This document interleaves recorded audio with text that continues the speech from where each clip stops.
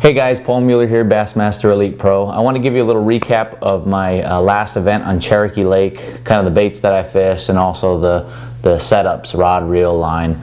Yeah, I went into this tournament knowing that, you know, smallmouth were going to be a player, and, you know, everything that you hear from research is that the Mickey rig is a really popular bait.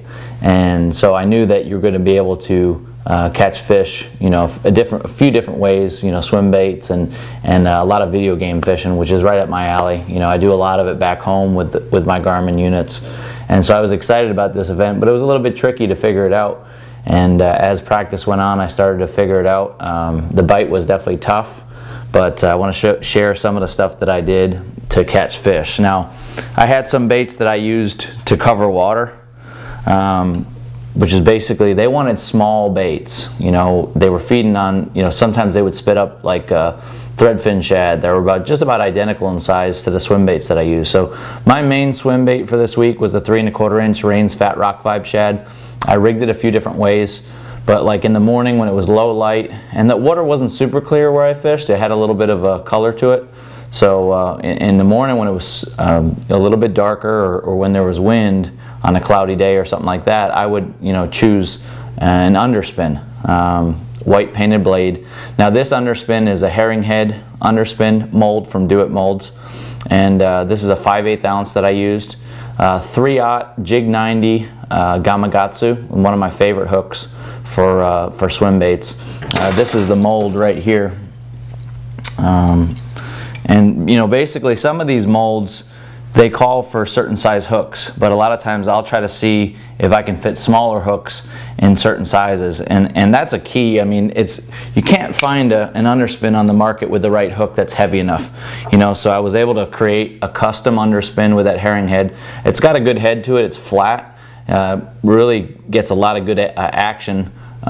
With a small bait like this, it kind of shimmies that rock vibe shad, and I super glue all my baits to the jig head. So this was a key for me, just covering water. A lot of times if I could see on my Panoptics that the fish were moving around with the bait, I would back off them and I would fan cast, because sometimes they were moving so fast that I couldn't video game fish them.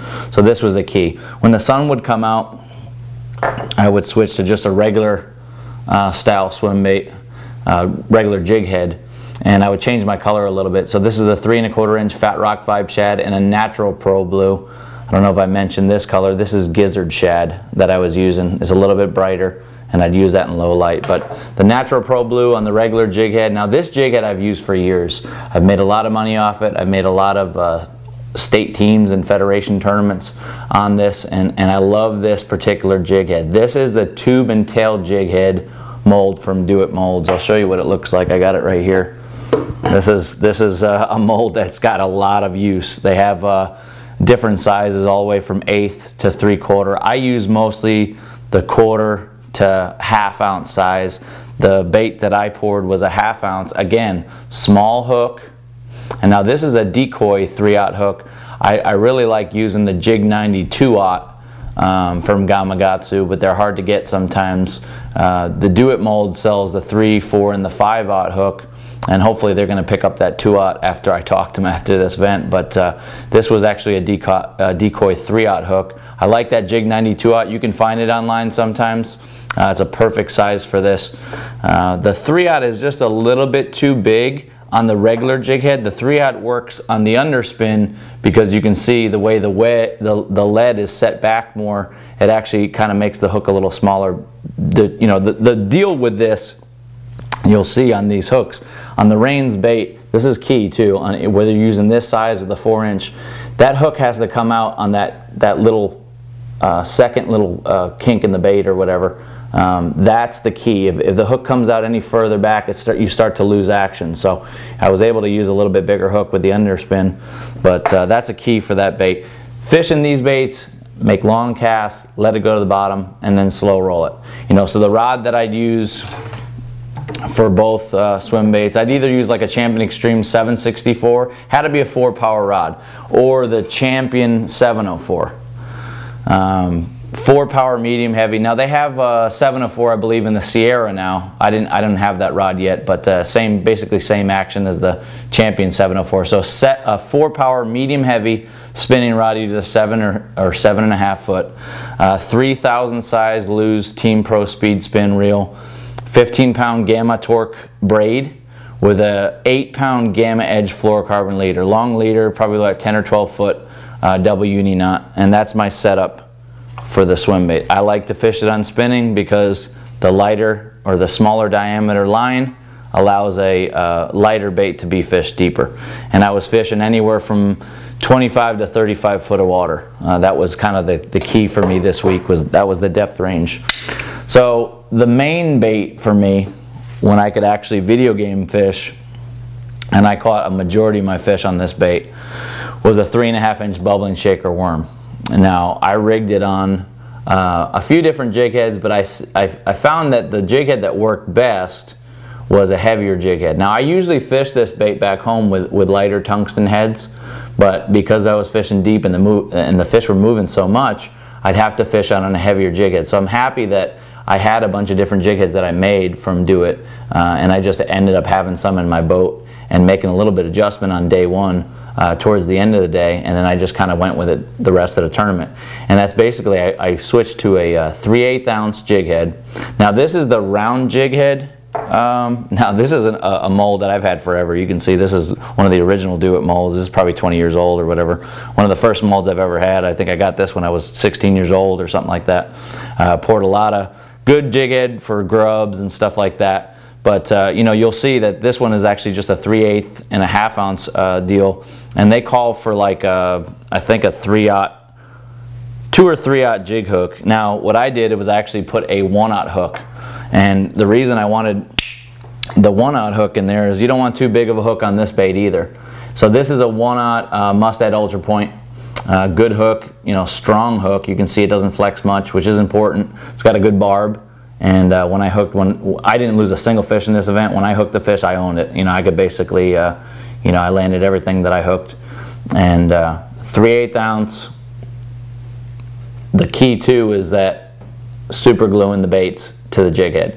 You know, I would, you know, the night before for each day, I would super glue a whole bunch of them, have them ready to go. So when one got tore up, I could retie it and be good to go. The whole deal with this technique is that I would always try to keep the bait above the fish. So a key for me was using my electronics. The Garmin Panoptics was key to this whole deal. Some fish I would catch 30 to 40 feet in front of the boat or to the side of the boat. Sometimes I would kind of see them and then I'd lead the boat to where they were and then drop down on them right away. It was important to have that heavy head to get it to them quick, and then I would just try to always keep the bait above the fish. This is something I've done for a while up here in Connecticut, and you know, those fish are feeding up, so you don't want to drop it into them. You want to actually just let it sit above them. And I would constantly shake the deal. You know, the deal with the Demiki rig, I guess, is like they shake it some, but then they kill it and they you know, just let it sit there. If you did that with this bait, it wouldn't be as effective. I would just constantly, just tight shakes. And what I mean by shaking is I'm not, you know, shaking the rod a lot to move the bait. I'm keeping it in one place and I'm just shaking it, and that little worm is just kind of quivering in place. And what I would do with my electronics is I would keep it above the fish, and I could see each fish was different. You'd have to see, you know, their activity level. If there was a few fish together, they'd be more competitive, and I could get those fish to react a lot quicker. They were easier to catch. But if it was just one isolated fish, I would really have to be methodical, and I would have to make sure that I wasn't raising that fish too far off the bottom, because sometimes I'd raise them too far, they'd come up to it and then they'd go back down. And that's only because I was raising it too far, or I had it out too much, and that jig, because it's a 3/8 ounce, was starting to pendulum to me. So if that was the deal, I'd see that fish and then I'd get over them and try to hover that bait over them. So my electronics were really key on, you know, knowing each fish's activity level. And, you know, a lot of the fish that I caught, I saw. You know, so this was a key bait for me. I used 3 different colors. I actually started off using the bait fish color in the tournament. I ran out of those. Bait fish is kind of like a smoke with a black and silver fleck. I ran out of those, and then I ended up using the bluegill color, which is basically the same type of color as the bait fish. It just has gold and blue fleck in it. And I would use this more when it was a little bit lighter in the day, when they could see a little bit more. A color that I really liked when it was a little bit darker was Natural Pro Blue. It's just a little bit more solid of a color. I think they could see a little bit better. So that was the 3 colors for me: Natural Pro Blue, bluegill, and bait fish. And the key to these when you're fishing these is using the right size hook, you know, the right size weight, and then super gluing it. As far as the rod goes, I really like the new Champion Extreme HP 702 SF. Great rod. I mean, it's got a little bit softer tip, good backbone though, but real soft tip. And I actually use braid with this as well, because you know, a lot of times like when you're fishing deep like that and they just kind of barely, you know, and they wouldn't hold on to it for a while, so you had to hit them right away. And you know, to get that hook set, I think the lack of stretch in the braid made more positive hook sets. And so I used a 10-pound Gamma Torque braid, 6-pound Gamma Edge fluorocarbon leader, long leader again, 2000 size spinning reel, and that was the key. And the thing that was cool is you could hook that fish, you'd get a good hook set. I mean, like I said, I never lost a fish in the tournament, so for 4 days that's really good. And the rod was actually soft enough to where if they were, and I had my drag locked pretty good, when they were making a surge or whatever, the rod would actually kind of cushion that surge. So that rod was like perfect, and you could feel them when they breathed on it with that Champion Extreme blank. You could feel it. Now I wanted to tell you, even though I didn't use this bait, I wanted to show you, because like when I did my research, I wanted to make sure I had everything ready and I was prepared for this event, because obviously if there a lot of tournaments have been won with a Damiki rig, you have to kind of, you know, get everything and make sure you're prepared to fish it if you need to. And to me, like I said, it didn't work, because I would fish it and then I'd pause it and stuff like that. Maybe I wasn't fishing it right, but if I'd see fish come up to it, and I caught a couple fish on it in practice, but I seen that bubbling shaker was much better, so I didn't end up fishing it. But I poured a lot of different heads with different style hooks. And I got a couple baits from a local tackle shop when I was down there scouting, and it seems like the head that all the locals use is actually an Erie jig head from Do-It-Molds. So I actually called Do-It, got the Erie jig head mold. So if you guys are interested in fishing that Damiki rig, this is the mold right here. Now this mold will, it has 1/8, quarter, 3/8, half, 5/8, and 3/4, so pretty much everything in the whole spectrum. I think guys use for the most part a 3/8. That seemed like it was a popular deal, and some guys did catch them in the tournament on it. The 3/8 and maybe even half if the fish are a little bit deeper, but 3/8 seemed like a good fall rate. Obviously the lighter weight that you can get away with, the better action you're going to get in the bait. But that's the Erie jig head mold. You can see this has got one of those Damikis rigged on there right there. It's kind of got, the weight is kind of a forward motion, so it kind of, when it sits in the water, it just sits like this, which is kind of cool, because you can fish a bunch of different, I fished a bunch of different fluke styles, baits, just trying it. There was a few that worked. This one worked. X-Zone Lures makes a mini slammer that worked pretty good on that. You know, some guys use like Berkeley Gulp, stuff like that.